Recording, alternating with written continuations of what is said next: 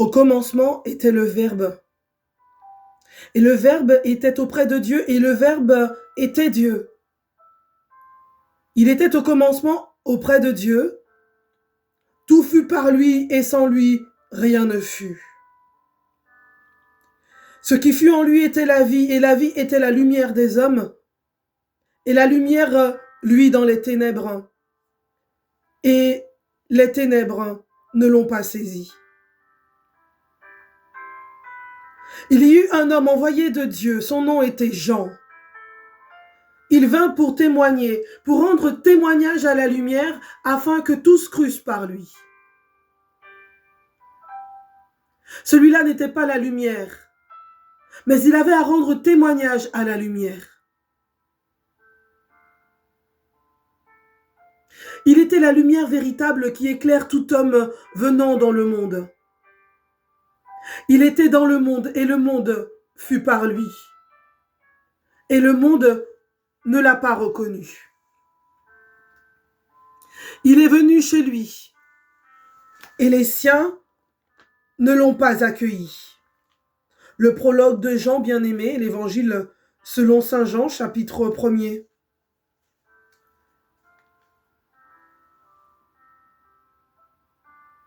Oui, il est venu chez lui, et les siens ne l'ont pas accueilli.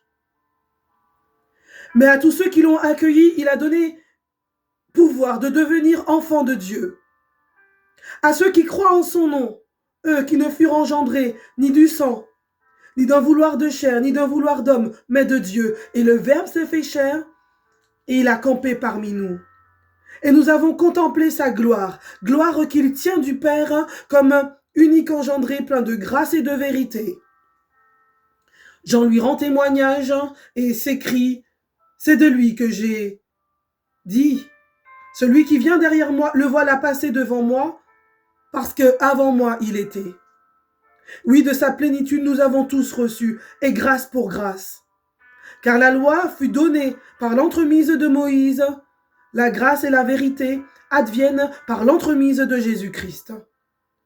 Nul n'a jamais vu Dieu, le Fils unique engendré, qui est dans le sein du Père, lui, l'a fait connaître.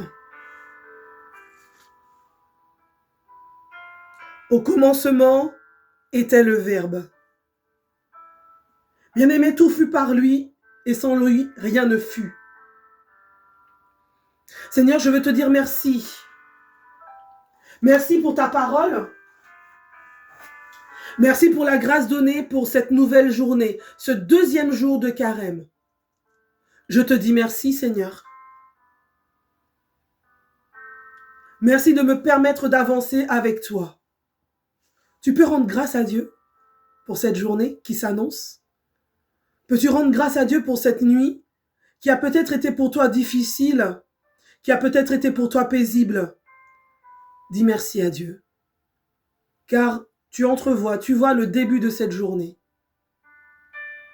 Demandons-lui de nous couvrir de son précieux sang. Seigneur Jésus, je te demande ce matin de me recouvrir de ton précieux sang, de recouvrir toutes les personnes de mon entourage, de ma famille, de ton précieux sang, toutes les personnes que je vais rencontrer aujourd'hui, mes collaborateurs, mes collègues, mes responsables, mes amis. Seigneur, toutes mes rencontres dans les transports en commun, sur la route, verse ton précieux sang, Seigneur. Verse ton précieux sang sur mon voisinage. Verse ton précieux sang, Seigneur, sur chacun de mes pas, chacune de mes paroles, de mes actes de ce jour. Viens recouvrir ma propriété, viens faire couler ton précieux sang et recouvrir de ton précieux sang mon lieu d'habitation, mon lieu de résidence, mes projets et ma vie. Merci Jésus. Alors bien-aimé, ce matin, Dieu nous parle encore à travers sa parole dans Luc 9, 23, 25. En ce temps-là, Jésus disait à ses disciples, celui qui veut marcher à ma suite, qu'il renonce à lui-même, qu'il prenne sa croix chaque jour et qu'il me suive. Car Celui qui veut sauver sa vie la perdra, mais celui qui perdra sa vie à cause de moi, la sauvera. Quel avantage un homme aura-t-il à gagner le monde entier s'il perd ou se ruine lui-même, s'il se perd ou se ruine lui-même? Luc 9, 23, 25. Bien-aimé, par le baptême, le Seigneur a fait de toi un membre à part entière de l'Église et il t'a associé à lui. Pour le suivre, il te faut conquérir une mentalité de membre de telle sorte que tu puisses dire continuellement la vie des autres entre ma vie, ce que je pense, entre ce que je dis, entre ce que je pense, entre ce que je fais, entre ce que je réalise.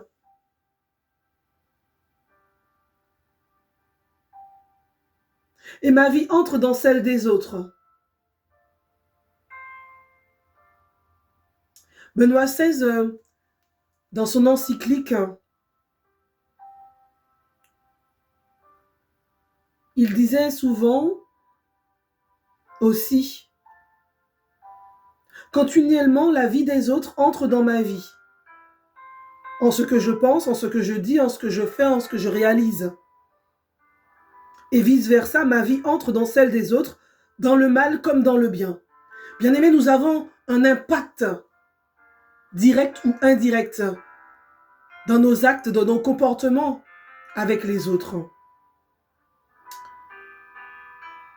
Perdre sa vie, on l'a entendu dans le passage de l'Évangile, perdre sa vie implique de se décentrer de soi-même pour considérer les autres et se considérer en eux.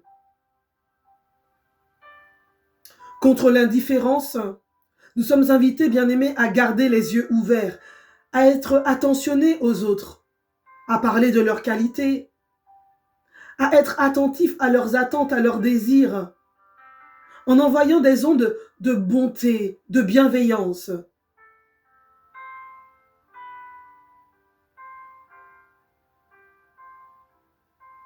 Prions ensemble. Que ta grâce, Seigneur, inspire et précède nos actions de ce jour, en ce deuxième jour de carême. Je t'en prie, Seigneur, que ta grâce nous soutienne et nous accompagne aujourd'hui. Pour que toutes nos activités, qu'on soit actif ou à la retraite, qu'on soit hospitalisé, qu'on soit à la maison, au repos, et bien que toutes nos activités prennent leur source dans le Christ et reçoivent bien en lui leur achèvement. Alors qu'est-ce que nous pourrions faire aujourd'hui?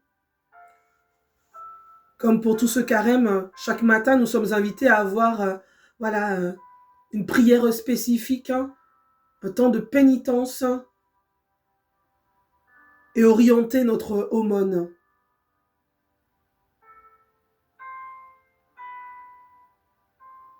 Dans ma prière, eh bien, demandons à Jésus la force de le suivre.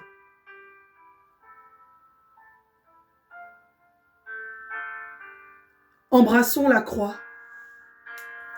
Vénérons la croix. Et rappelons-nous que pour chacun de nous, pour nos situations personnelles, il a donné sa vie. Il est mort pour nous, pour que nous ayons la vie.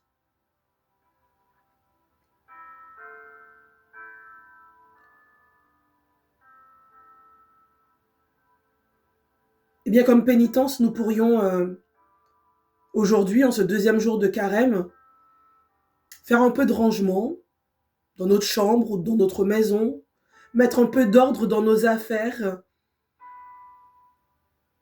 écarter ce qui pourrait nous détourner de Dieu, des choses futiles, des objets inutiles ou encombrants, à rechercher le nécessaire par une certaine sobriété. Et hier, j'ai recommandé de pouvoir mettre un espace de prière dans votre maison, dans votre chambre, ou dans votre lieu de vie.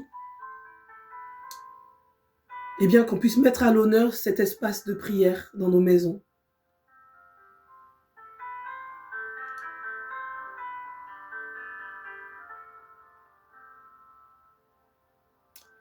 Et dans mon aumône du jour, eh bien, peut-être que grâce à ton aumône, tu vas donner quelque chose à quelqu'un sans chercher à refiler un truc pourri.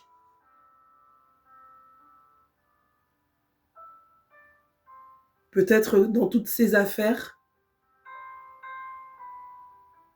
il y en a qui sont encore possiblement utilisables, pas détériorées, et dont tu devrais te détacher, que tu pourrais, dont tu pourrais faire don à une association ou à quelqu'un dans le besoin.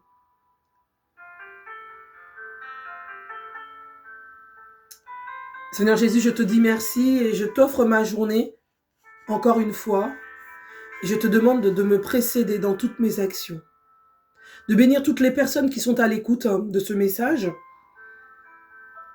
Merci Seigneur de nous permettre de repartir avec toi, avec ta parole.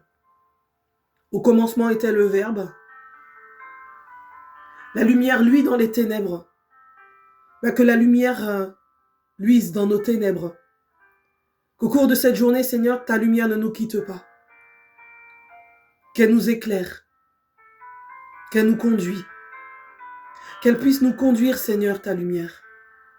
Qu'elle nous conduise sur le chemin de la paix, de la vérité, de l'amour, du pardon, de la repentance, de la conversion. Que tout soit donné et offert à la gloire de Dieu. Au nom du Père et du Fils et du Saint-Esprit. Amen.